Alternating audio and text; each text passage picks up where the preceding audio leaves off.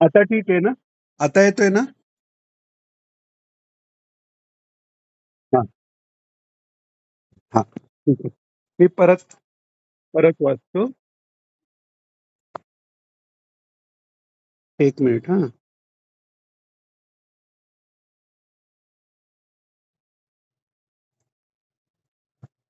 न गुरोरधिकं तत्त्वं, न गुरोरधिकं तपः, तत्त्वज्ञानात् परं नास्ति, तस्मै श्री गुरवे नमः.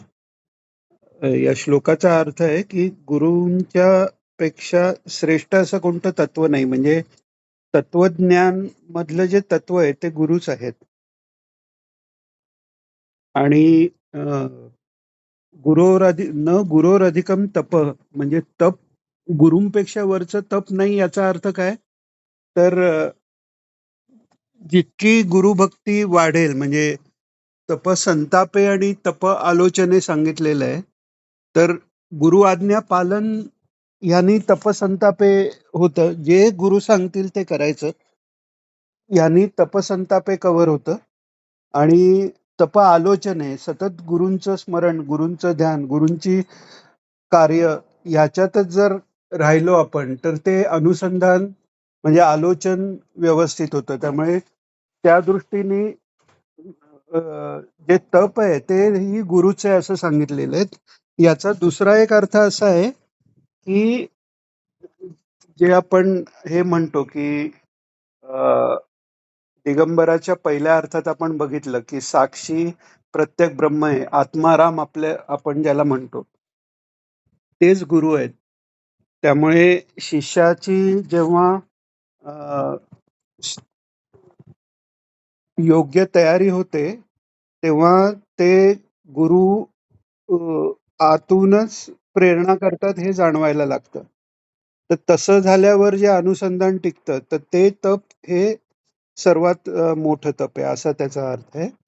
आणि तत्वज्ञानात परम नास्ती तस्मै श्री गुरवे नमः. म्हणजे गुरुपेक्षाही वर तत्व नाही आणि तत्वज्ञानाच्या वर काही नाही. याचा अर्थ थोडक्यात म्हणजे तत्व जे आहे, तत्व काय आहे? तर अ, अ, तत्पदार्थ जो आहे, की ज्याला दिगंबराच्या दुसऱ्या अर्थात आपण पाहिलं, की सर्वव्यापी, सर्वसाक्षी असा जो परमात्मा आहे, सर्व कालात आहे, सर्व देशात आहे आणि त्याच्याबरोबर तो अ, चित स्वरूप, चैतन्य स्वरूप आणि आनंद स्वरूप आहे. तर तोच गुरु आहे. अ, गुरुर्ब्रह्मा, गुरुर्विष्णू ह्याच्यातच आलेलं आहे. गुरुर्ब्रह्मा, गुरुर्विष्णू, गुरुर्देवो महेश्वरा, गुरु साक्षात परब्रह्म. ते परब्रह्म म्हणजे अ, ईश्वर तत्व असल्यामुळे हां, संस्कृती मूट करते. संस्कृती मागचा आवाज येतोय बराच.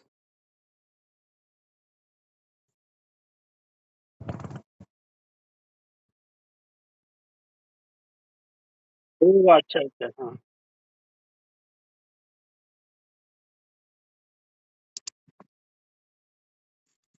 तर अ, असे परब्रह्म हे सद्गुरू आहेत. त्यांना नमस्कार असो. हे या श्लोकात सांगितलंय. आता पुढे सांगतायत महाराज. व्यास महर्षी सांगतायत, भगवद्गीता ही त्या पद्मनाभाच्या मुखातून निघालेली आहे. सर्व विश्व ज्याने निर्माण केलं किंवा ज्याच्या नुसत्या संकल्पाने ते निर्माण होतं, अशीच ज्याची क्रियाशक्ती आहे, त्याची ज्ञानशक्ती केवढी आहे, हे या भगवद्गीतेवरून समजून येते. तर बघ, मागच्या वेळी पण आपण हे पाहिलं, की भगवद्गीतेचं महत्व असं आहे, की जे बाकी सगळं वाङ्मय आहे, अ, वेद जे आहेत, वेदांना अ, भगवंताचा निश्वासातून वेद निर्माण झाले म्हटलेलं आहे. म्हणजे भगवंताचा निश्वास हेच वेद आहेत.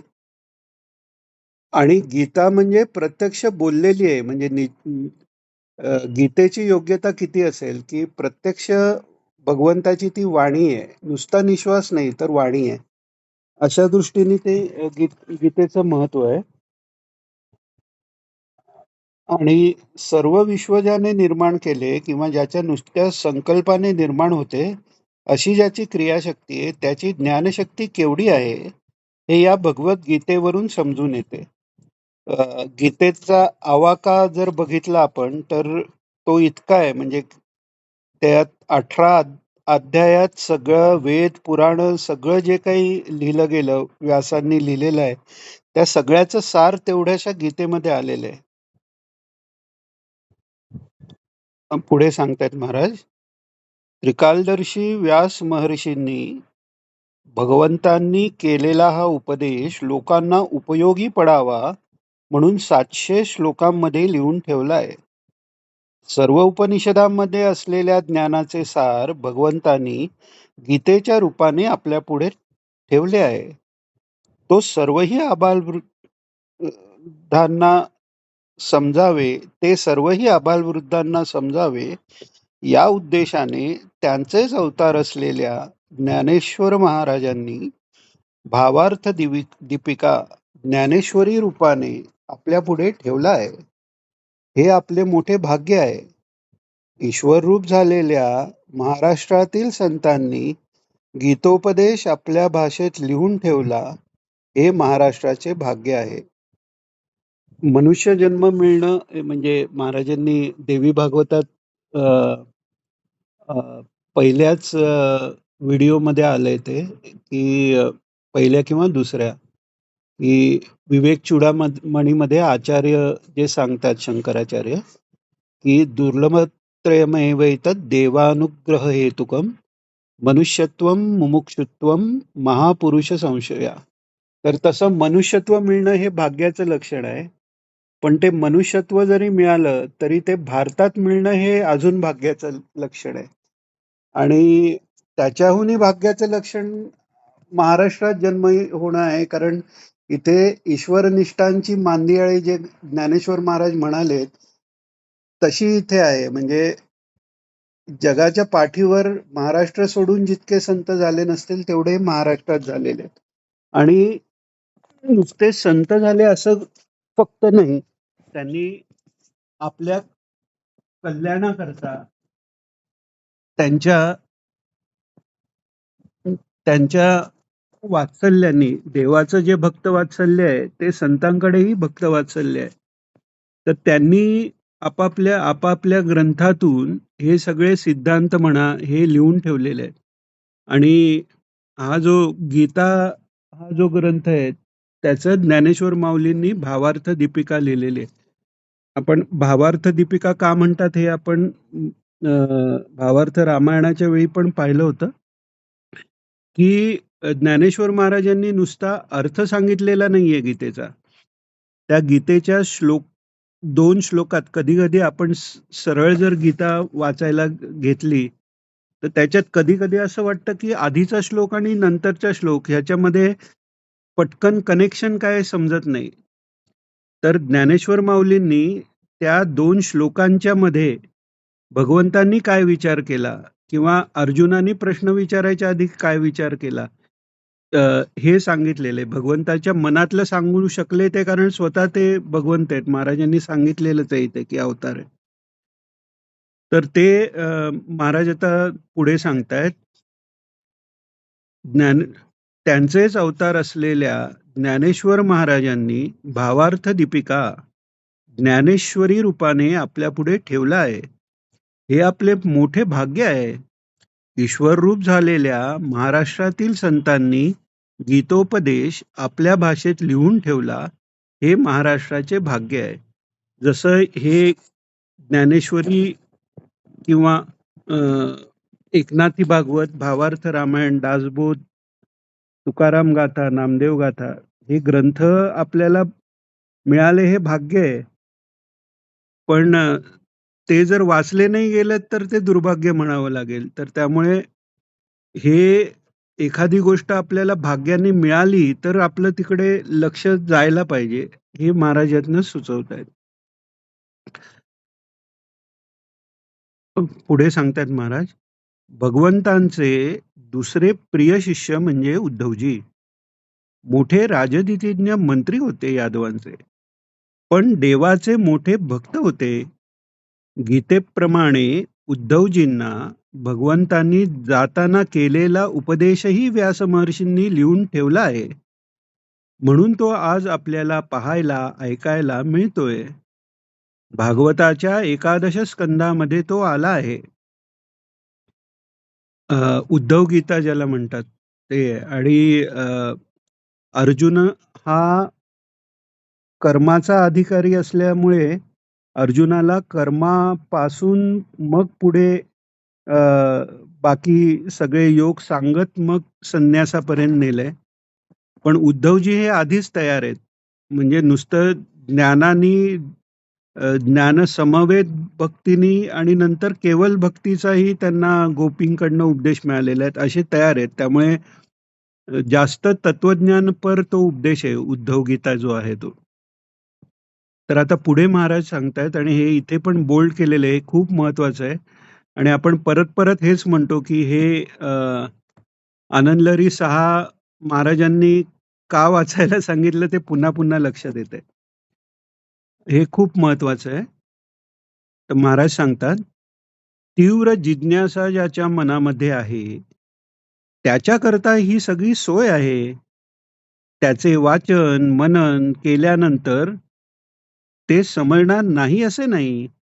पण ज्या मंडळींनी त्याचा अभ्यास केला आहे, मनन केले आहे, त्यांचे थोडे मार्गदर्शन होत राहिले, म्हणजे आपल्या बुद्धीत खरा ज्ञान प्रकाश होतो आणि तो दृढ होऊन टिकतो.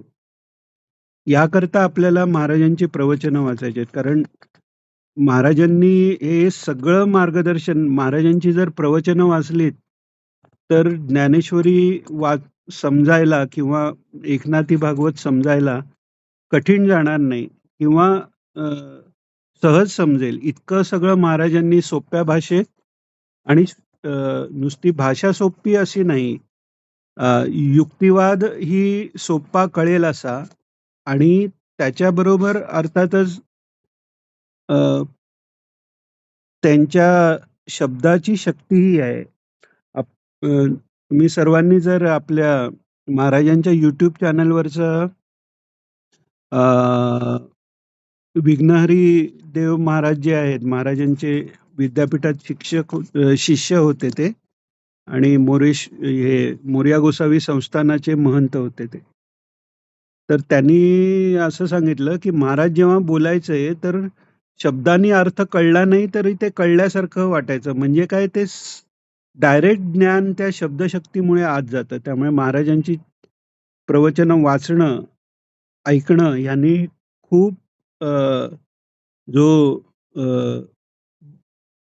बुद्धीचा प्रकाश व्हायचा आहे तो खूप सहज होऊन जाईल. हां.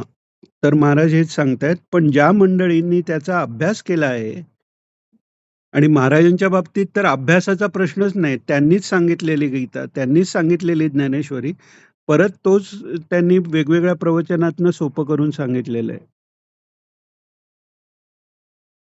तर पुढे सांगतायत महाराज, पण ज्या मंडळींनी त्याचा अभ्यास केला आहे, मनन केलेले आहे, त्यांचे थोडे मार्गदर्शन होत राहिले, म्हणजे आपल्या बुद्धीत खरा ज्ञान प्रकाश होतो आणि तो दृढ होऊन टिकतो.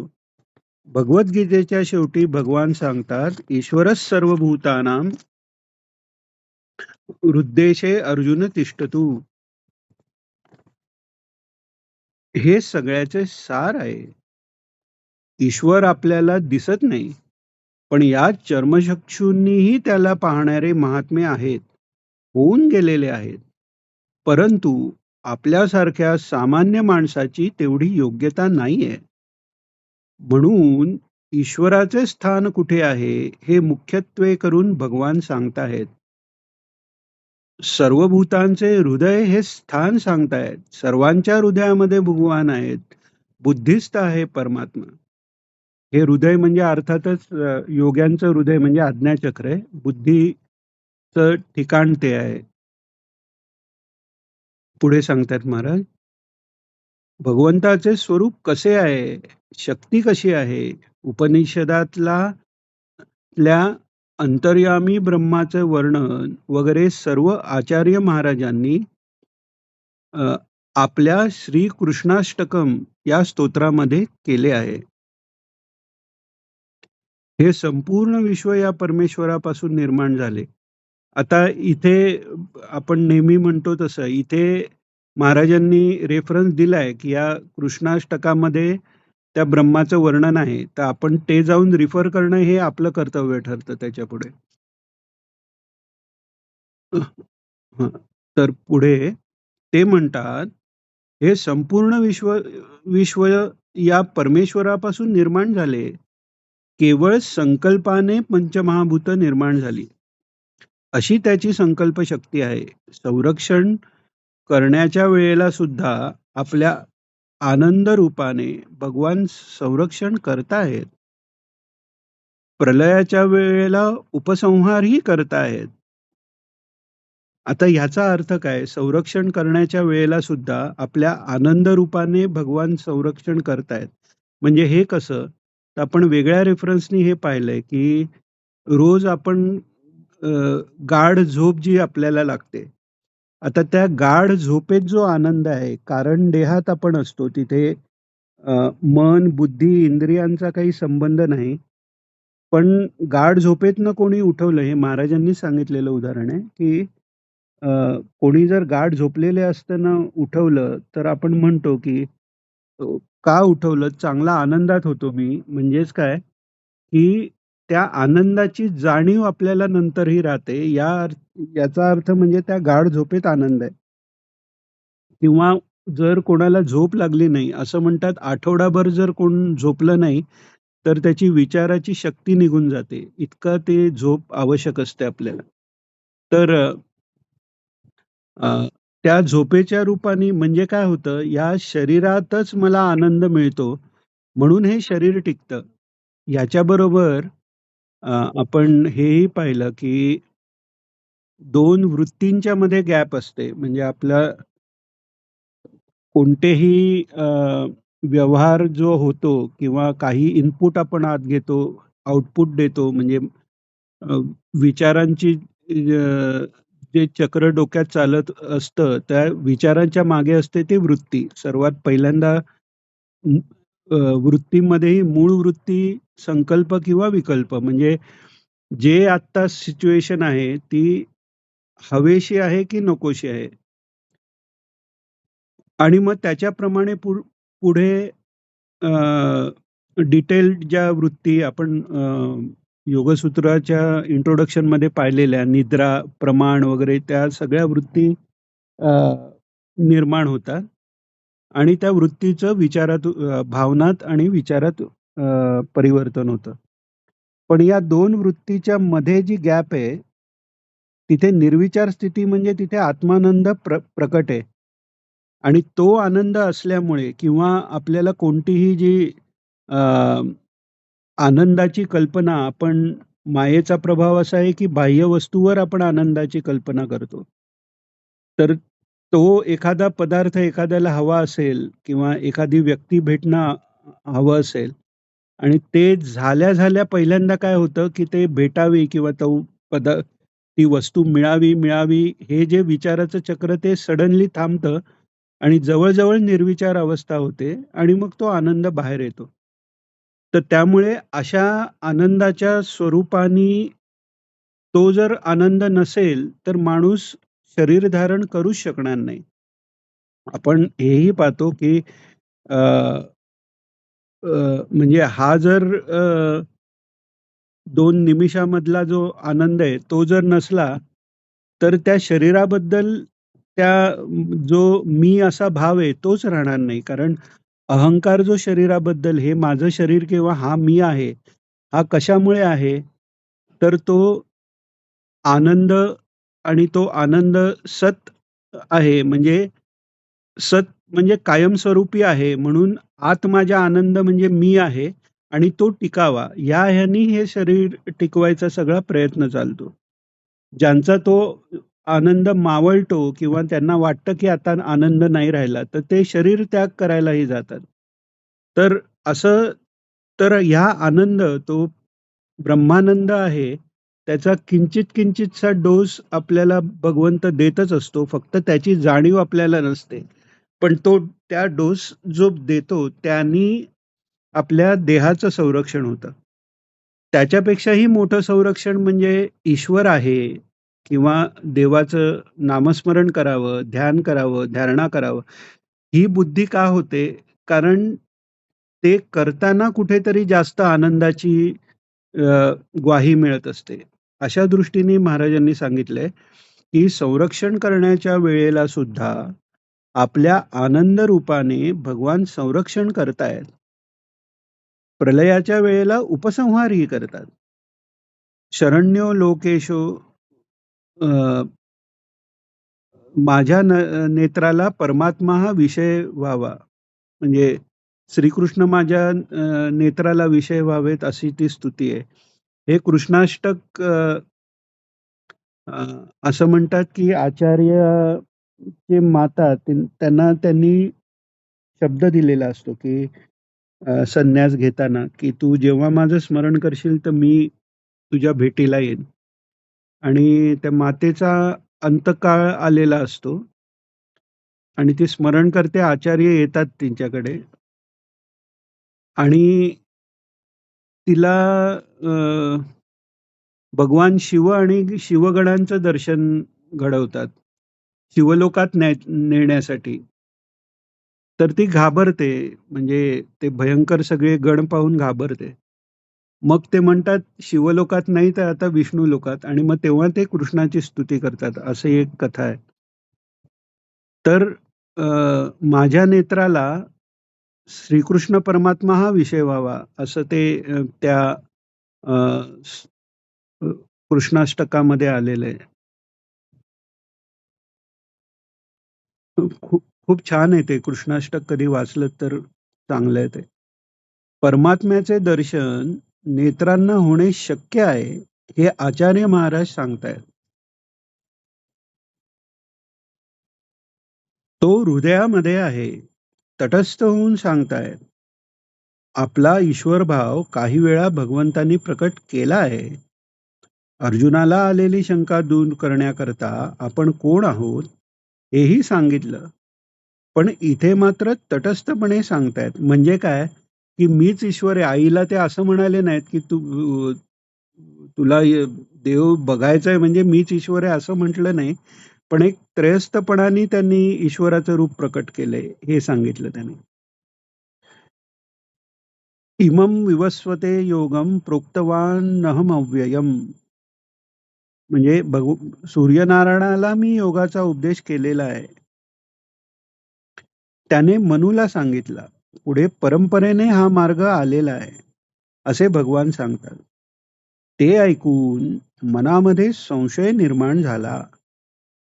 त्याने विचारले, देवा, सूर्यनारायण किती अनादी कालापासून आहे. तू तर अगदी अलीकडच्या काळात माझ्या बरोबर जन्माला आलायस.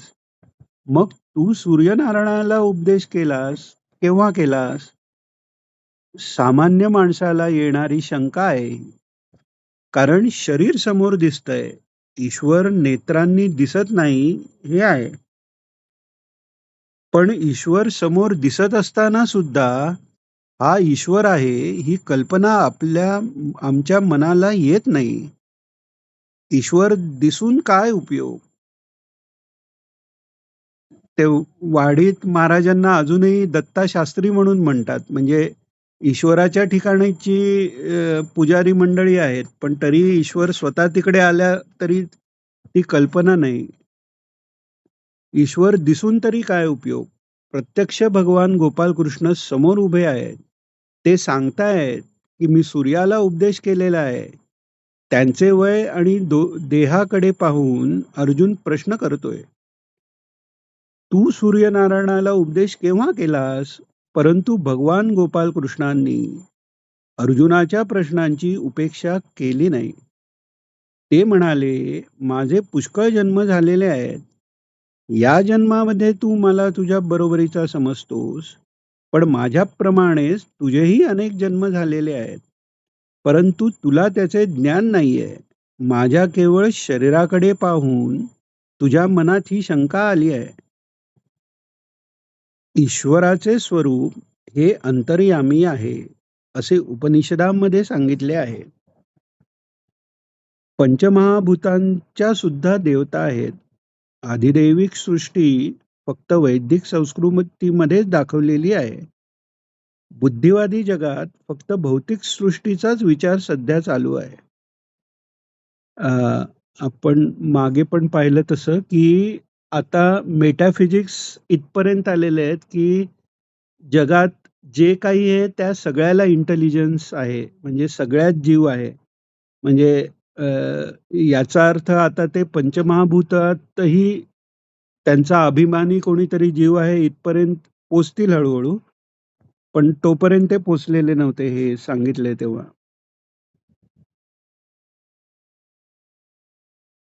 बुद्धिवादी जगात फक्त भौतिक सृष्टीचाच विचार सध्या चालू आहे. आपला बुद्धिवाद श्रेष्ठ आहे, अशीही त्यांची समजूत आहे. तो जर श्रेष्ठ आहे, तर अधिदैविक सृष्टी नाही असे कशाला म्हणायचे? उपनिषदांसारख्या ग्रंथांमध्ये ज्या सृष्टीचे वर्णन आहे, त्याबद्दल श्रेष्ठ बुद्धिवाद्यांनीही विचार करायला काय हरकत आहे? नाही म्हणून एकदम कसा निर्णय घ्यायचा? पण तो निर्णय झालेला आहे आणि तोच बुद्धिवाद खरा आहे, अशी ठाम समजून होऊन बसलेली आहे. त्या बुद्धिवादाचा अहंकारही निर्माण झालेला आहे. त्यामुळे जिज्ञासा संपलेली आहे. अधिदैविक सृष्टीबद्दल जिज्ञासा असणारच, तरच बुद्धी तिचा विचार करू शकणार. वैदिक संस्कृतीमध्ये शब्द प्रमाण आहे. मोठमोठ्या बुद्धिवादी महर्षींनी या शब्द प्रमाणाच्या आधारेच अधिदैविक शक्तीचा, सृष्टीचा विचार केला आहे. भौतिक शक्ती असेल, पण भौतिक शक्तीचं नियंत्रण करणारी अशाच प्रकारची एक निराळी अधिदैविक शक्ती आहे. या दृष्टीनं पंचभूत ही केवळ जड नाही आहेत. त्यांच्यामध्ये अंतर्गत जीव आहे, देवता आहेत, पृथ्वी ही देवता आहे, जल ही देवता आहे. त्याचप्रमाणे शरीराला धारण करणारी अशाच प्रकारची देवता जीवकोटीमध्ये आहे. आणि या सर्वही जीवांचे नियमन करणारी शक्ती प्रत्येक जीवांच्या अंतर्यामी आहे. आपल्या मायाशक्तीने सर्वही जीवांना जन्ममृत्यूच्या फेऱ्यात फिरवण्याचे काम ही शक्ती करते आहे. आमच्या बुद्धीला पटत नाही म्हणून हे थांबणार आहे असं नाही. इथे कोणाच्याही पटण्याचा न पटण्याचा संबंध नाही आहे. पुन्हा महत्वाचा पॉइंट आहे आपल्या सगळ्यांच्या दृष्टीने. जिज्ञासा हा मोठा गुण आहे. शास्त्र सिद्धांत काय आहेत हे जाणून घेण्याची जिज्ञासा ज्यांच्या मनात आहे ते अभ्यास करतात, प्रयत्न करतात. जिज्ञासा ही मुख्य आहे ना. जिज्ञासाच नसेल तर प्रयत्न कशाला होईल? कर्तुम अकर्तुम अन्यथा कर्तुम असे त्या ईश्वराचे सामर्थ्य आहे. आपल्या मायाशक्तीने सर्वही जीवांना तो जन्ममृत्यूच्या चक्रात फिरवतो. भगवान सांगतायत त्या ईश्वराला शरण जा. मी मी ईश्वर आहे असे नाही म्हणाले. प्रसंगाने बोलले असतील तसे. मी कालरूप आहे असे म्हणाले असतील. अर्जुनाचा अभिमान दूर करण्याकरता त्याला आपले विश्वरूप दाखविले. त्याला योग्यता प्राप्त करून दिली. ज्ञानदृष्टी दिली. त्याला सांगितलं, सगळ्यांचा संहार करण्याचा माझा संकल्प होऊन गेलेला आहे. तू युद्ध सोडून निघून गेलास तरी याच्यापैकी कोणीही जिवंत राहणार नाही. तू यांचे संरक्षण करणार काय? हे पटवून देण्यासाठी त्याला विश्वरूप दाखवले. निमित्त मात्रम भव सव्यसाची असेही सांगितले. तू निमित्त मात्र हो. सगळ्या वीरांना मारण्याचा माझा संकल्प झालेलाच आहे. पण तसंच राहिलं पाहिजे. मी फक्त निमित्त मात्र आहे. खरा संकल्प, खरी शक्ती ईश्वराची आहे. ही जाणीव मनामध्ये ठेवून आपण जर कर्म केलं तर ते कर्म शुद्ध होतंय. मग ते कर्म बंधनकारक होत नाही. भगवान सांगतायत, लहान-मोठी सर्व कार्य माझ्या शक्तीमुळे होतायत. त्यांचा संकल्प आहे. त्यांचे संरक्षण आहे. अ, इथे हे मिस झालंय हां. करणे वा न करणे हे आघवे तोची जाणे, विश्व चळत असे देणे परमात्मेने. त्याचा संकल्प आहे. त्याचे संरक्षण आहे. ईश्वर दर्शनाला शास्त्र हेच प्रमाण आहे. दुसरे प्रमाण नाही. ईश्वर प्रत्यक्ष हां, हां, बोला. हां, हे हो. हां, हां, त्याच्या आधी यायला पाहिजे. हो, तिथे असायला पाहिजे ते. ते काही-काही प्रवचनात त्यांनी ते हां, श्लोक कळला नाही की तो किंवा हे कळलं नाही तर ते डिलीट केलंय असं झालंय काही ठिकाणी. हां, ईश्वर दर्शनाला शास्त्र हेच प्रमाण आहे. दुसरे प्रमाण नाही. ईश्वर प्रत्यक्ष दिसत नसल्यामुळे तो नाहीच अशी धारणा झाल्यावर त्याच्या दर्शनासाठी प्रयत्न कसा होणार? पण ईश्वर नाही असे म्हणायलाही आमच्याकडे प्रमाण नाही. आमच्या बुद्धीला समजत नाही म्हणून तो नाही. हा काही युक्तिवाद नव्हे. हा किती छान विचार आहे ना? ईश्वर नाहीये हे दाखवणार कसं? सीतेचा शोध करणाऱ्या वानरांना सीता दिसली नाही. ते निराश झाले. पण जटायूचा बंधू संपाती तिथे आला आणि त्याने सीतेचा ठाव-ठिकाणा प्रत्यक्ष पाहून सांगितला. आता जर का वानरांनी विचार केला असता, आमच्यापैकी कोणालाच दिसत नाही, तुला एकट्यालाच तेवढी दिसते, हे खरं कसं मानायचं? तर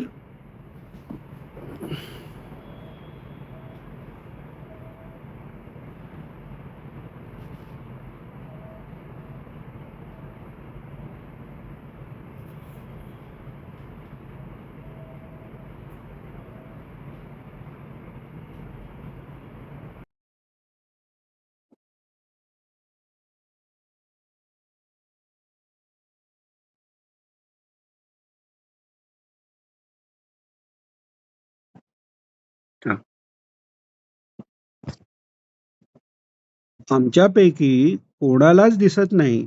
तुला एकट्यालाच तेवढी दिसते, हे खरं कसं मानायचंय? तर सीतेचा शोध लागला असता का?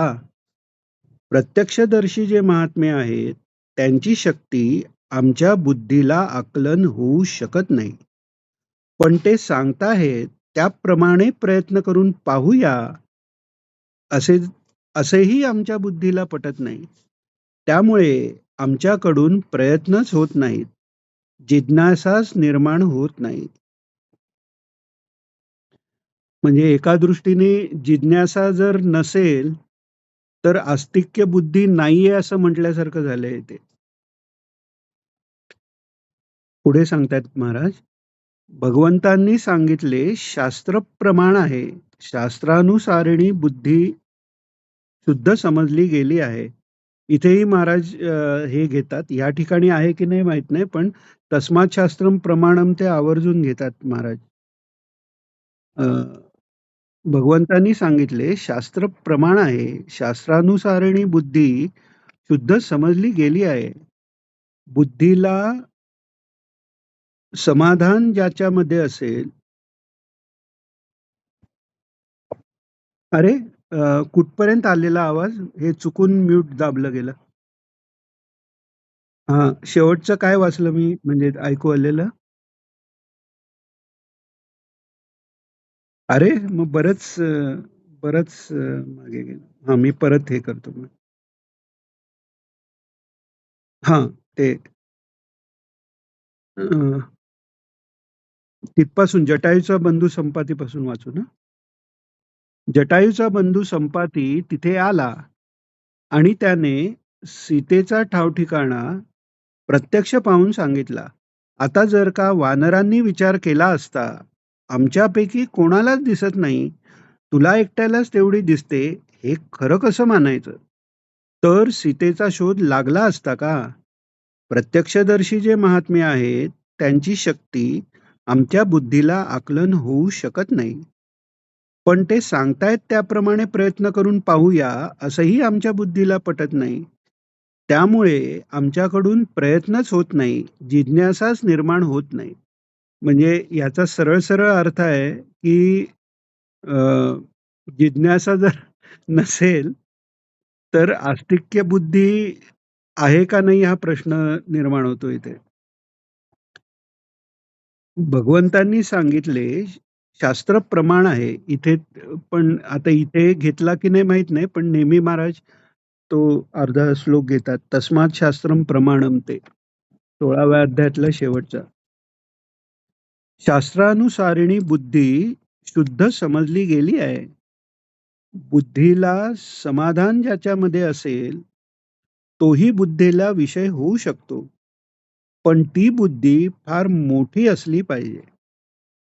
दुष्यंत राजा एकदा शिकार करून परत येताना कण्व ऋषींच्या आश्रमात थांबला. कण्व ऋषी बाहेर गेले होते. शकुंतलेने त्याचे आदरातिथ्य केले. तिच्यावर दृष्टी पडताच त्यांच्या मनात मोह उत्पन्न झाला. प्रथम त्यांच्या मनात आले, मी क्षत्रिय आहे आणि ही ऋषिकन्या म्हणजे ब्राह्मणाची कन्या आहे. तिच्यावर माझे मन जाणं बरोबर नाही. तो शास्त्र मानणारा असल्यामुळे त्याने आपले मन आवरले. पण पुन्हा त्याला वाटलं, ज्या अर्थी माझे आर्यमन तिच्यावर गेले, इथे आर्यमन पाहिजे हं. ज्या अर्थी माझे आर्यमन तिच्यावर गेले, त्या अर्थी ती क्षत्रिय कन्याच असली पाहिजे. माझं आर्यमन शास्त्रानुसारी आहे. शास्त्राने सांगितलेले शब्द प्रमाण आणि महात्म्यांच्या शब्दावर विश्वास आहे. त्याप्रमाणे विचार करणारी माझी बुद्धी आहे. माझं अंतःकरण ज्या अर्थी या कन्येवर गेलेलं आहे, त्या अर्थी ही क्षत्रिय कन्याच असली पाहिजे. पण माझं मन असं आर्यमन आहे, हे सांगण्याचं धाड धाड हा. काय काय काय काय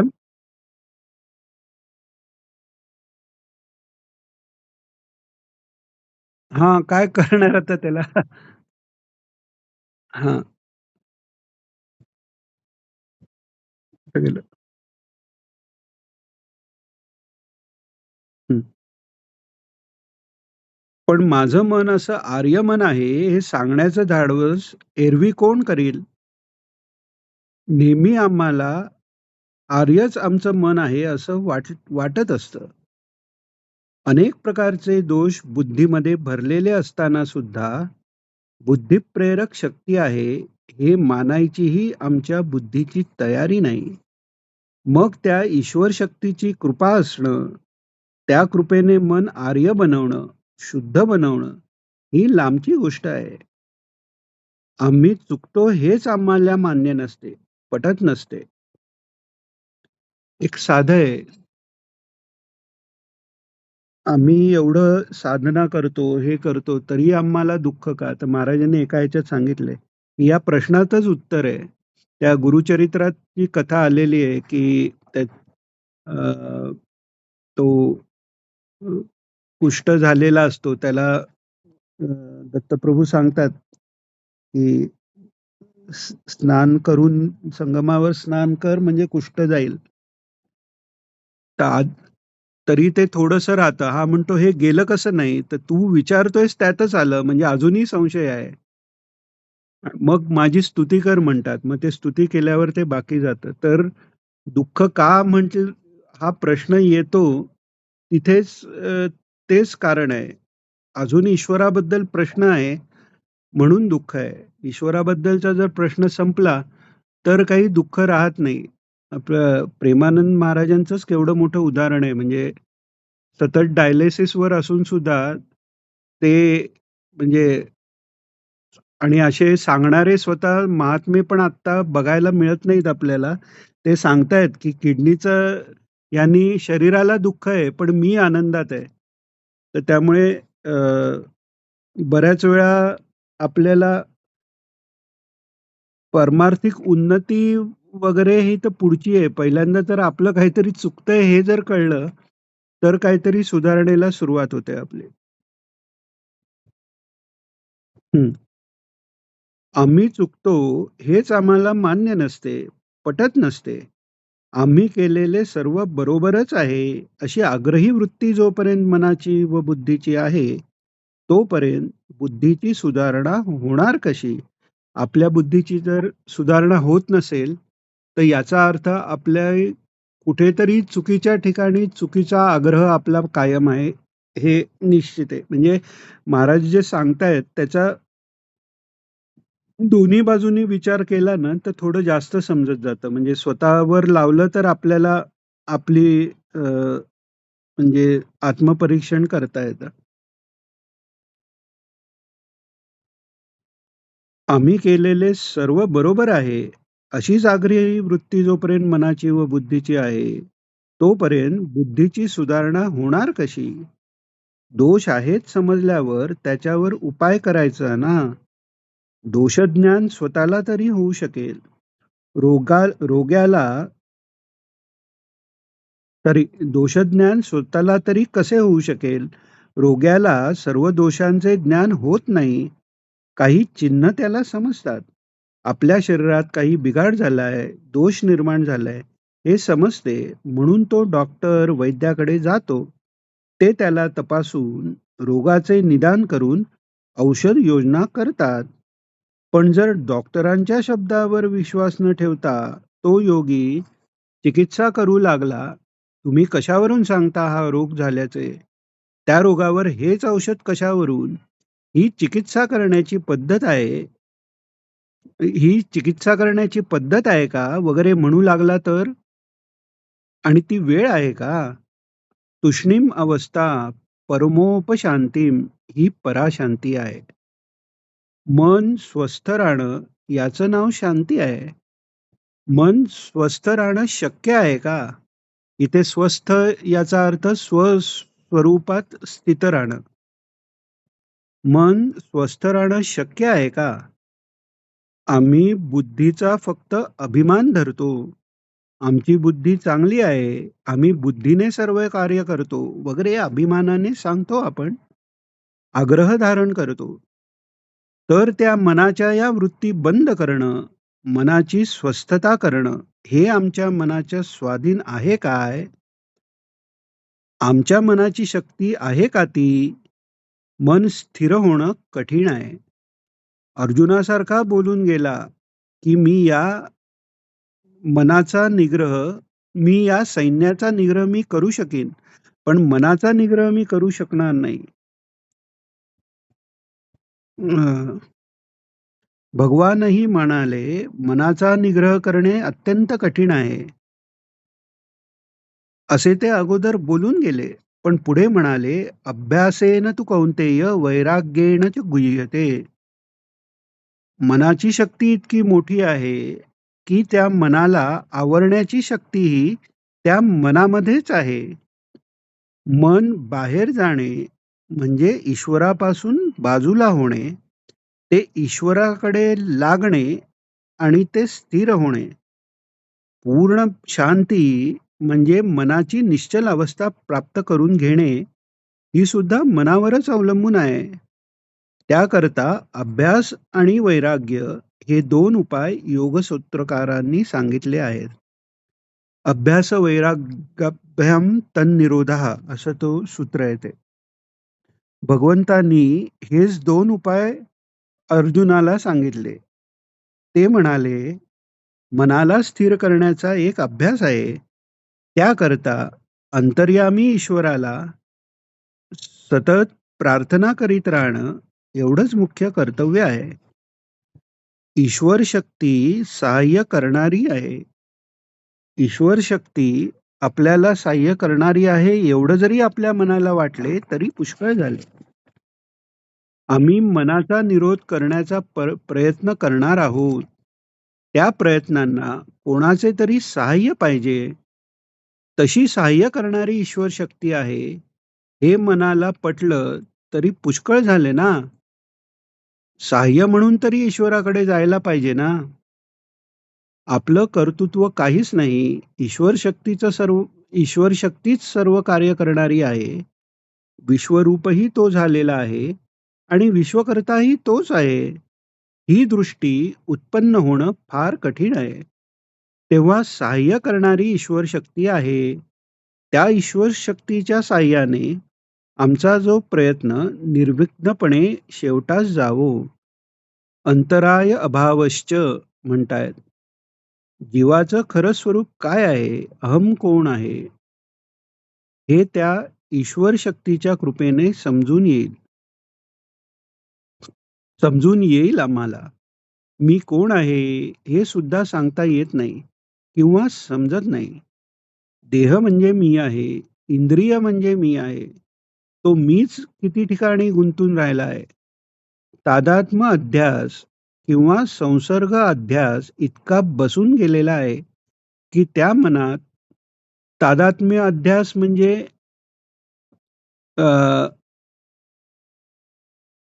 देहादिक पदार्थांच्या ठिकाणी तद आत्म म्हणजे आत्मबुद्धी त्या बाहेरच्या पदार्था ठिकाणी लागणं म्हणजे मी, ज्याला ज्याला आपण मी म्हणतो ते झालं तादात्म्य. आणि संसर्गाध्यास म्हणजे माझं माझं माझं ज्याला म्हणतो तो संसर्गाध्यास इतका बसून गेलेला आहे की त्याला त्या मनात घर शेत म्हणजे मीच आहे, माझंच आहे, म्हणजे हा मी त्यात मिसळला गेलाय. प्रत्येक ठिकाणी मिसळल्या गेलेल्या मीला बाजूला करायचे आहे सर्वांपासून. सर्वापासून तो अहम पदार्थ वेगळा आहे हे समजून घेणं कितीतरी कठीण आहे. देहापासून आरंभ होतो. हा देह म्हणजेच मी आहे. ही बुद्धी कमी झाली पाहिजे. म्हणून गीतेमध्ये भगवंतांनी क्षेत्रज्ञ विवेक सांगितला आहे. महाराजांनी हरेश्वरला जे गीताभाष्य घेऊन विचार करू म्हणाले तेव्हा त्यांनी हा 13वाच अध्याय घेतला, क्षेत्रज्ञ विवेक. पुढे सांगतायत महाराज, शरीर जे आहे त्याला भगवंतांनी क्षेत्र म्हटलेले आहे आणि त्या क्षेत्रात राहणारा जो आहे त्याला क्षेत्रज्ञ, तो अहम आहे. पण तो शरीरात इतका मिसळून गेलेला आहे की शरीरापेक्षा मी वेगळा आहे असं त्याला कधी वाटतच नाही. आता इथे शरीर म्हणजे फक्त स्थूल शरीर नाही. स्थूल, सूक्ष्म, कारण, महाकारण ही सगळी शरीर आहेत. तर त्याच्यापेक्षा मी वेगळा आहे. आपण कधीतरी आपल्याला वाटतं की आपण शरीरापेक्षा वेगळं आहोत. फार तर मनापेक्षाही वेगळं आपल्याला समजून घेता येतं. बुद्धीपेक्षा वेगळा वाटणं हे किती कठीण आहे. तर त्या सगळ्यापेक्षाही मी वेगळा आहे. तर सांगतायत महाराज, शरीरापेक्षा मी वेगळा आहे असं त्याला कधी वाटतच नाही. आणि शरीरापेक्षा मी वेगळा आहे ही बुद्धी झाल्याशिवाय तो धर्मकार्य, कर्मयोगाचाही अधिकारी होऊ शकत नाही.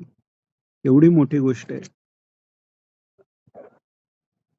बऱ्याच वेळेला आपण बऱ्याच ठिकाणी पाहतो लोक म्हणजे उठसूट गीता उघडूनही न पाहिलेले पण सांगतात की भगवंतांनी पण कर्म करायला सांगितलंय, तू काय पूजा ध्यान करत बसतो, हे सगळं पैसे कमवणं वगैरे हे सगळं आवश्यक आहे.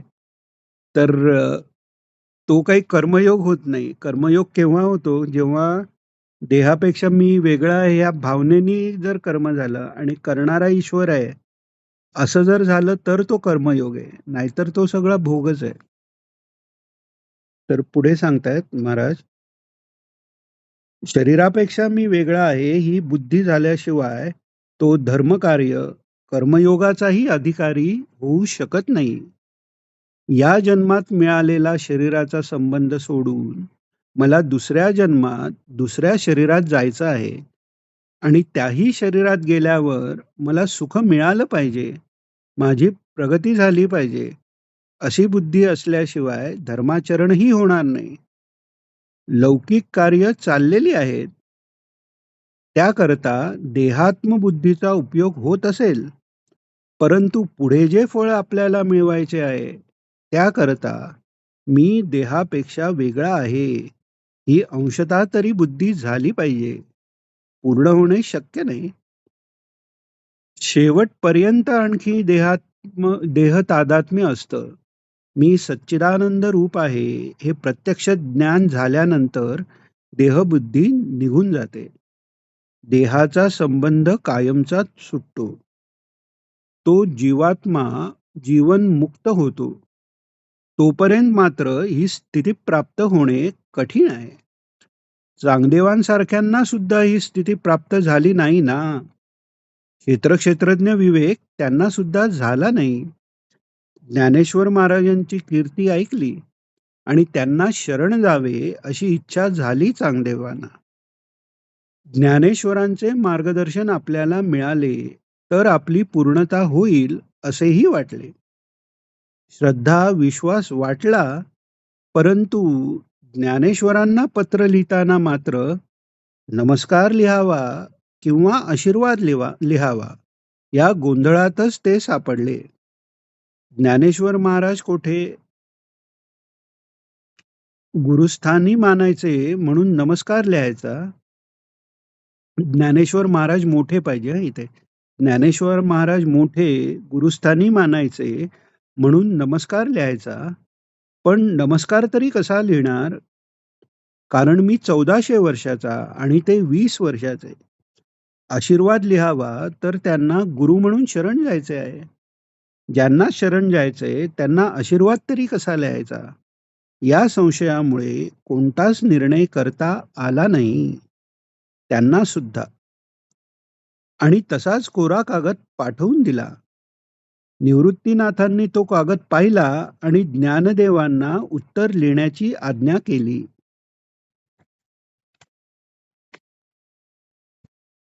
ज्ञानदेवांनी लगेच उत्तर लिहिले. ते चांगदेव 65 म्हणून प्रसिद्ध आहे. निश्चयात्मक बुद्धीचे पूर्णतेचे ते लक्षण आहे. स्वस्तिश्री वटेषु जो लपोनी जगदाभासू दावी मगग्रासू प्रगटला करी. चांगदेवांची ज्ञानदेवांकडे पाहण्याची दृष्टी म्हणजे मी 1400 वर्षाचा, ज्ञानदेवांपेक्षा मोठा आणि ज्ञानेश्वर 20 वर्षाचे म्हणजे माझ्यापेक्षा लहान, म्हणजे ज्ञानेश्वर महाराजांचा 20 वर्षाचा देह आणि आपला 1400 वर्षाचा देह. ज्या देहाला कालाचा अधिक संबंध असेल त्याला ज्येष्ठ म्हणतात. म्हणजे चांगदेवांची बुद्धी देहापर्यंतच आली. चांगदेव मोठे योगी होते, पण त्यांच्या योगज्ञानाचा इथे काय उपयोग झाला? शरीराच्या पुढे त्यांची बुद्धी गेलीच नाही. ज्या बुद्धीला आत्म्यापर्यंत सच्चिदानंद ब्रह्मस्वरूपापर्यंत जायचंय, ती जर शरीरातून बाहेरच पडली नाही तर पुढे कशी जाणार? पण ज्ञानेश्वर महाराजांनी सुरुवात करताना लिहिले, वटेश्वर चांगदेवांचे कल्याण असो. व्यवहार दृष्टीने सुद्धा चांगदेव स्वतःला मोठे समजत असले तरी मोठ्यांचे कल्याण असो असे म्हणण्याचा लहानांना अधिकार आहे. यात काही चूक नाही. नमस्कार लिहायला नको की आशीर्वाद लिहायला नको, स्वस्ती वाचन केलेले आहे. जो लपोनी जगदाभासू दावी मगग्रासू प्रगटला करी. चांगदेव म्हणजे सर्व जगाला अधिष्ठान रूप आहे. आत्मा परमात्मा तोच चांगदेव आहे. सर्वरूपी जर तो आहे तर चांगदेव त्याचेच रूप नाही का? आत्मा देहाच्छादित झाला त्यामुळे जग दिसू लागले. बुद्धीमध्ये संसार आला आणि मग प्रगटला करी. जो आत्मा जर प्रकट झाला, तो आत्मा जर प्रकट झाला तर त्याच्या कृपेने सबंध ग्रास होऊन जातो. मावळीत विश्वाभासू हा सबंध विश्वाभास मावळून जातो. जो जो लपोनी जगदाभासू पाहिजे तिथे. हा ज्ञानदेव आत्मदृष्टीने हे लिहितायत. चांगदेव 65 मध्ये त्यांनी किती विवेचन केले आहे. ती आत्मदृष्टी त्यांनी कशी मिळवली असेल, किती त्यांची बुद्धी निर्णय घेणारी असेल, परिपूर्ण झालेली असेल, हे सर्व विचार करण्यासारखे आहे. ही परिपूर्णता ईश्वर कृपेवासून प्राप्त होत नाही. म्हणून भगवंतांनी अर्जुनाला सांगितले, मध्ये कोणाला काही विचारायचं असेल तर विचारा, कारण थोडस तत्वज्ञानात्मक आहे सगळं. मध्ये हात वर केला तर मी मध्ये थांबून हे करेन. म्हणून भगवंतांनी अर्जुनाला सांगितले, त्या ईश्वराला तू शरण जा. अर्जुना, बुद्धी निर्मळ केल्याशिवाय ईश्वराला शरण जाता येत नाही. त्याचा प्रसाद झाला म्हणजे तुला परा परम शांती मिळेल. तत्प्रसादात पराशांती. निर्मळ, बुद्धी निर्मळ. निर्मळ म्हणजे मलरहित, मळ त्यातला म्हणजे इम्प्युरिटीज गेले की, प्युअर झाले की. त्याचा प्रसाद झाला म्हणजे तत्प्रसादात परम शांती असा तो गीतेतला श्लोक आहे. त्याचा प्रसाद झाला म्हणजे तुला परम शांती मिळेल. मन स्थिर होईल, अज्ञान जाईल, अश्रद्धा संशय सर्व जाईल. तुझ्या मनातले सर्व विचार जाऊन तुझे अंतःकरण स्थिर निर्विकार झाले म्हणजे तुला पूर्ण शांती प्राप्त होईल. मनाची स्थिरता जितकी जितकी वाढत जाईल तसतसा समाधीचा अभ्यास होईल. समाधीपूर्वी ध्यानयोगाचा अभ्यास करावा लागतो. पण ध्यानयोगाचा अभ्यास करण्यासाठी सुद्धा पुष्कळ मन निर्मळ व्हावं लागतं.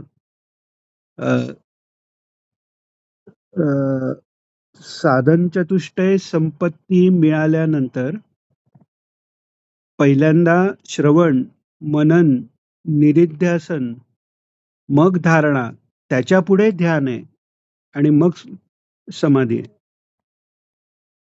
तर त्यामुळे आता आपण जे उत्सुक बाहेर बघतो की मेडिटेशन कॅम्प्स पण घेतात, तर ते थोडस बकत ध्यानासारखं असतं. खरं जे ध्यान आहे ते होण्याला साधन चतुष्टय संपत्तीची आवश्यकता आहे. पण ध्यानयोगाचा अभ्यास करण्यासाठी सुद्धा पुष्कळ मन निर्मळ निर्मळ व्हावं लागतं. त्याशिवाय ध्यानयोगाचा अभ्यास जमू शकत नाही. अंतःकरण केव्हा बाजूला जाईल सांगता येत नाही. सगुण मूर्तीचे ध्यान करायला सांगितले तरी सुद्धा मन त्या मूर्तीच्या ठिकाणी स्थिर होऊ शकत नाही. जपाच्या वेळेला मंत्रार्थाकडे लक्ष स्थिर होत नाही. नंतर बाहेरचे विचार मनात येतात, येतात अन जातात. अनेक शुभाशुभ संस्कार त्या मनावर झालेले आहेत. त्यामुळे मन कधी कोणत्या विषयाकडे जाईल सांगता येत नाही. जर साकार मूर्तीच्या ठिकाणी जिथे अंतःकरण स्थिर राहू शकत नाही, तेथे जे अंतर्यामी ईश्वर स्वरूप आहे तेथे कसे स्थिर राहील? ही मनाची सवय कशी मोडेल? म्हणून हा ध्यानयोगाचा अभ्यास फार कठीण आहे. त्याला फार अभ्यास करावा लागतो. ईश्वराची महात्म्यांची कृपा जर असेल तर मन त्या स्वस्वरूपाच्या ठिकाणी स्थिर होईल. योगसिद्धीमध्ये सांगितलेलं आहे की आपल्या डोळ्यांनी न दिसणारे अनेक पदार्थ आहेत. आपल्याला जर त्या पदार्थाचे ज्ञान करून घ्यायचे असेल तर अंतःकरण त्या वस्तूच्या ठिकाणी स्थिर झालं पाहिजे. ध्यानाचा परिपाक म्हणजे अत्यंत स्थिर अंतःकरण. एकाग्र चित्ताने एखाद्या वस्तूचे ध्यान झाल्यावर त्या वस्तूचा एकदम साक्षात्कार होऊन जातो. आविर्भाव बुद्धीमध्ये होतो. प्रकाश होतो. महाराजांनी एका प्रवचनात सांगितलेलं, की म्हणजे हे शास्त्रज्ञ हे पण एका प्रकारचे योगीच आहेत म्हणायचं. त्या अणूचं ध्यान करता करता त्याच्या शक्तीची जाणीव त्यांना झाली म्हणून सांगितलं महाराज. तर पुढे सांगतायत महाराज, एकाग्र चित्ताने एखाद्या वस्तूचे ध्यान झाल्यावर त्या वस्तूचा एकदम साक्षात्कार होऊन जातो. आविर्भाव बुद्धीमध्ये होतो, प्रकाश होतो. म्हणजे ती वस्तू बुद्धिग्राह्य होऊ शकते. बुद्धीला पटत नाही, समजत नाही असे म्हणतो आपण, पण अत्यंत सूक्ष्म बुद्धीला कोणत्याही वस्तूचे प्रत्यक्ष ज्ञान होऊ शकते. त्याचप्रमाणे परमात्म्याकडे जर बुद्धीची धारणा झाली, अंतःकरण स्थिर झालं, तर त्या ध्यानाचा परिपाक समाधीमध्ये होईल. सगुण साक्षात्कार होईल. हे सगळं आपोआप होऊन जातं ना. योगशास्त्रकारांनी अंतःकरणाच्या शक्तीचं वर्णन केलेलं आहे. मनामध्ये इतकी विलक्षण शक्ती आहे, की ते मन ज्या वस्तूचे ध्यान करेल, तद्रूप होऊन जातंय. आचार्य महाराजांचे प्रथम पट्टशिष्य पद्मपादाचार्य म्हणून होऊन गेले. नरसिंहाचे मोठे भक्त होते ते. आचार्य महाराजांच्या बद्दल अत्यंत श्रेष्ठ भक्ती त्यांच्या मनात होती. ब्रह्मचर्याश्रमातून त्यांनी संन्यासाश्रम ग्रहण केला. आचार्य महाराजांच्या मुखातूनच प्रस्थानत्रयी त्यांना ऐकायला मिळाली. आचार्यांनी आपले सगळे सिद्धांत आपल्या पट्टशिष्याला समजावून सांगितले. हेही त्यांचे मोठे भाग्य. वेद सिद्धांत, उपनिषद ज्ञान खरं काय आहे, हे सगळ्यांना समजावून सांगण्याकरता सर्व देशभर संचार केला. तेही एक मोठं राष्ट्रकार्य आहे. सगळ्यांची बुद्धी सन्मार्गाला लावणं, यालाच लोकसंग्रह म्हणतात. भगवंतांनी अर्जुनाला सांगितले, तुला कर्म सोडता येणार नाही. तुला तरी काही कर्तृत्व नसलं तरी लोकसंग्रहाकरता तरी तुझ्या कर्माचा उपयोग होईल ना. कुमार्गाकडे जाणाऱ्या लोकांना सन्मार्गाकडे प्रवृत्त करणं, हा लोकसंग्रह शब्दाचा अर्थ आहे. केवळ पक्षातल्या सभासदांची संख्या मोठी आहे म्हणजे पक्ष मोठा, बहुमत आहे, याला लोकसंग्रह म्हणत नाहीत. तू स्वतःला श्रेष्ठ समजत असशील, तुला कर्म सुटत नाहीत, त्याकरता सत्कर्म करावी लागतील. असा कर्मयोगाचा आग्रह अर्जुनाला भगवंतांनी मुद्दाम केला आहे. कोणीही अकर्मक राहत नाहीयेत. लोकांची बुद्धी सन्मार्गाकडे वळविणं राज्यशासनालाही शक्य नाहीये. ज्ञानेश्वर महाराजांच्या सारख्या ईश्वररूप झालेल्या महात्म्यांच्या संकल्पाने जे कार्य होतंय, ते राजशासनही करू शकत नाहीये. पंढरपूरची वारी सुरू करून 700 वर्ष झाली. ती आजही चालू आहे. अखंड. ऊन नाही, वारा नाही, पाऊस नाही, काही नाही. बायका, पुरुष, तरुण, वृद्ध 500-500 मैलावरून पंढरपूरला चालत येत आहेत. ही जी देहातून त्यांची बुद्धी बाजूला झाली, ती कशाने झाली? देहामध्येच बुद्धी राहिली असती तर घरदार सोडून ते बाहेर पडलेच नसते. काही काही जणांचे असंही सांगतात, शुद्धातल्या एकादशीला पंढरपूरला येऊन दर्शन घेऊन निघायचे आणि वद्य एकादशीला आळंदीला जायचे. असे 12 महिने चालू आहे. अशी काही तपस्वी मंडळी आहेत. ही तपोनिष्ठ ही तपोनिष्ठा कशी तयार झाली? देहाची आसक्ती जर मनामध्ये असती तर हे शक्यच झालं नसतं. आचार्य महाराज संचार करतायत. शास्त्राचा खरा अर्थ काय आहे हे सर्वांसमोर त्यांना ठेवायचं आहे. अज्ञान हा मोठा दोष आहे. लोकांचे अज्ञान दूर करायचे हा पहिला प्रयत्न आहे. श्रद्धा नसणे हा दुसरा दोष आहे. श्रद्धा असली तरी संशयामुळे ती डळमळीत होते, तो संशय दूर केला पाहिजे. म्हणजे वाणीमध्ये, बुद्धीमध्ये अलौकिक शक्ती असली पाहिजे. त्या शक्तीशिवाय बुद्धीतले सर्व दोष दूर करून योग्य मार्गावर स्थिर करण्याचे कार्य करता येत नाही. आचार्य संचार करीत एका गावात आले. तिथे एक भैरवाचा तांत्रिक भक्त होता. आचार्यांबरोबर झालेल्या वादविवादात त्याचा पराजय झाला. तंत्रमार्ग योग्य नाही हे आचार्यांनी त्याला पटवून दिले. सर्व मंडळींच्या समोर त्याचा मार्ग चुकीचा आहे हे सिद्ध झाल्यावर त्याला काही बोलता आले नाही. तेवढापुरतं त्याने कबूल केला पराभव. पण त्या उग्र भैरवाच्या मनात मात्र आचार्यांबद्दल द्वेषबुद्धी निर्माण झाली. आज भर सभेमध्ये माझ्या अनुयायांसमोर ज्या आचार्यांनी माझे खंडन केले त्यांचा नाश केला पाहिजे, अशा प्रकारची सूडबुद्धी त्यांच्या मनात उत्पन्न झाली.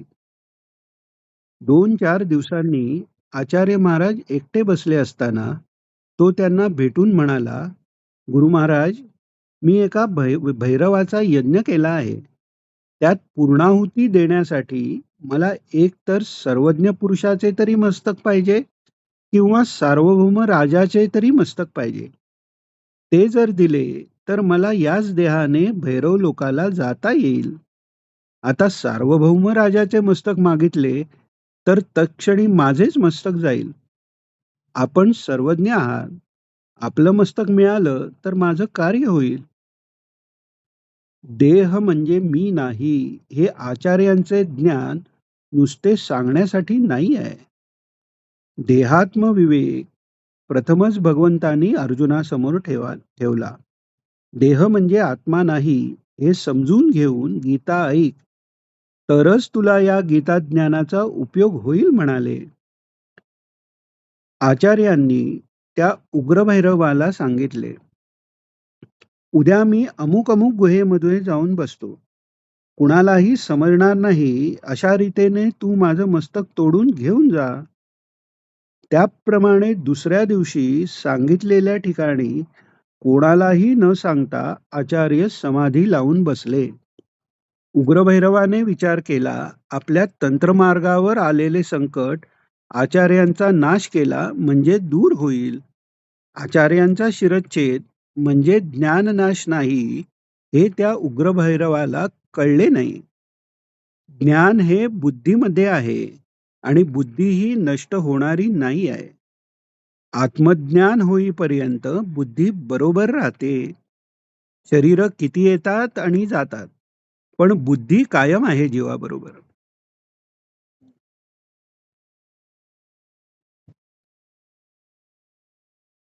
ही कायम राहणारी बुद्धी किंवा अंतःकरण तत्व ज्याला म्हणतात, ते चांगलं बनवण्याचा प्रयत्न जर मनुष्य जन्मामध्ये केला गेला तर चांगली बुद्धी पुढच्या जन्मात आपल्या बरोबर येते. गजेंद्र मोक्षाच्या कथेत हत्ती देवाची स्तुती करतो यावर आमचा विश्वास बसत नाही. हत्ती पशु आहे, तो देवाची स्तुती काय करणार? पण त्याच्या मागच्या जन्माचा विचार केला पाहिजे.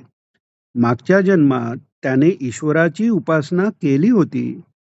त्यामुळे या जन्मात त्याच्या मनामध्ये इतकी ईश्वर भक्ती निर्माण झाली. आपल्या स्तुतीच्या आरंभी तो म्हणतो, संपूर्ण विश्वामध्ये भरून राहणारा सर्व प्रेरक अशा प्रकारचा जो परमात्मा, त्याला मी नमस्कार करतो. तत्पदार्थ शुद्धी ज्याला म्हणतात ती त्यांची झालेली आहे.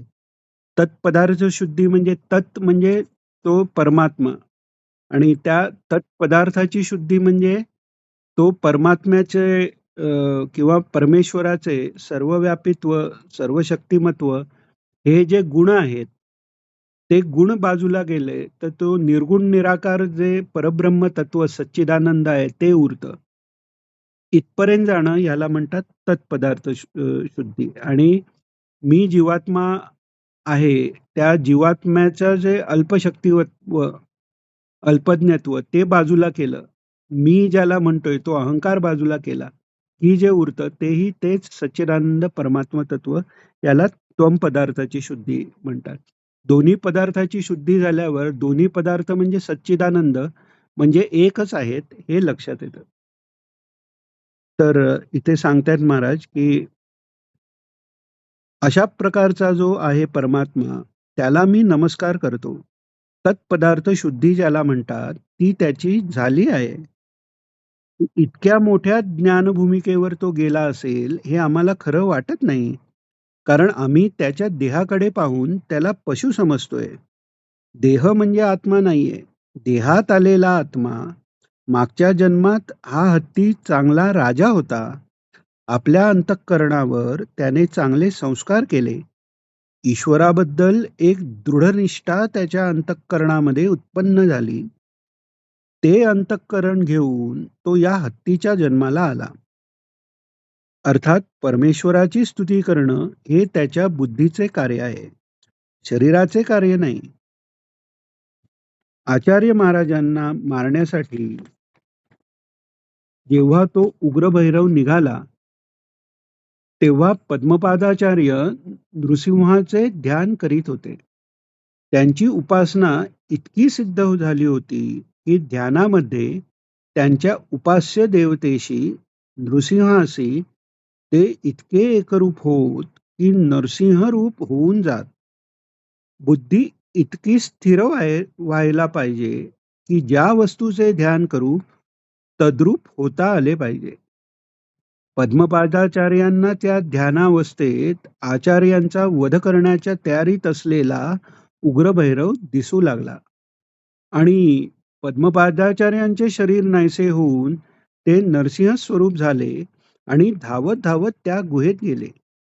त्या उग्रभैरवाला आचार्यांचा शिरच्छेद करण्यापूर्वीच त्याला गाठले, खाली पाडले आणि हिरण्यकशिपूप्रमाणे त्याचे पोट फाडले.